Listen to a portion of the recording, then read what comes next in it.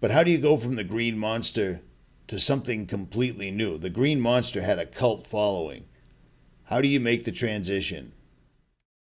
Well, the only thought in my mind was if you're going to go from a solid front axle to an independent front suspension soccer mom car, you better build it into the absolute ultimate Toyota 4Runner. And you're going to have to come up with a name for it. So that's what I did.